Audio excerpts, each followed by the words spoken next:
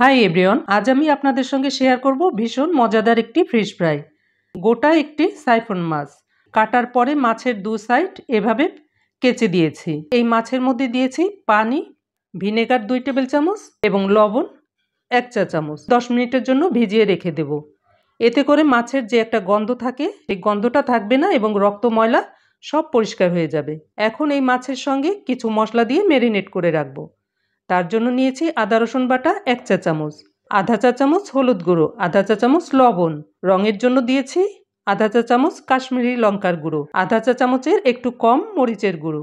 ঝাল এবং লবণটা আপনাদের স্বাদ অনুযায়ী দিবেন।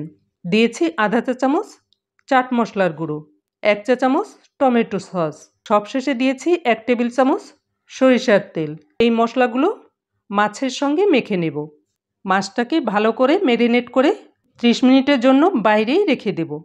চুলায় এ ধরনের একটি ফ্রাই প্যান নিয়েছি, এর মধ্যে দিয়েছি সরিষার তেল 2 টেবিল চামচ। তেলটা কিছুটা গরম হলে এর মধ্যে দিয়েছি সেই ম্যারিনেট করা মাছটাকে। এই সময় চুলার জালটাকে কমিয়ে রাখতে হবে, তা না হলে উপরে কালার এসে যাবে এবং মাছের ভিতরে কাঁচা থেকে যাবে। 5 মিনিটের জন্য ঢেকে দিয়ে রান্না হতে দেব।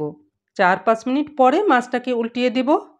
এখন মাছের এই পাশটাকেও 4-5 মিনিটের মতো ঢেকে ভেজে নেব। 4-5 মিনিট পরে দুই সাইড যখন এরকম ভাজা হয়ে যাবে তখন মাছ মাখানো পাত্রে যে মশলাটা ছিল সেই মশলাটার মধ্যে সামান্য পানি দিয়ে এই মাছের মধ্যে দিয়ে দেব এবং 2 মিনিটের জন্য ঢেকে দেব। 2 মিনিট পরে একইভাবে মাছটাকে আবারও উল্টিয়ে দেব এবং এই পাশটাকেও 2 মিনিটের মতো ভেজে নেব। 2 মিনিট পরে মাছটাকে এদিক ওদিক করে 2-1 মিনিট ভেজে নেব। দেখলেন তো কত সহজ একটি রেসিপি, আর খেতে এক কথায় দুর্দান্ত। আপনারাও এভাবে রান্না করবেন, দেখবেন সবাই খুব প্রশংসা করবে। এই ধরনের অন্য কোনো মাছ দিয়েও এভাবে করতে পারেন, খেতে ভালোই লাগবে। মাছটি আমাদের ভাজা হয়ে গেছে, এখন চুলা জালটা বন্ধ করে নামিয়ে পরিবেশন করব। নামাবার আগে এক টুকরো লেবুর রস এই মাছের উপরে ছড়িয়ে দিলাম, এতে করে টেস্টটা আরও বেড়ে যায়। তাহলে এবার রাখছি, সবাই ভালো থাকবেন, সুস্থ থাকবেন, গুড বাই।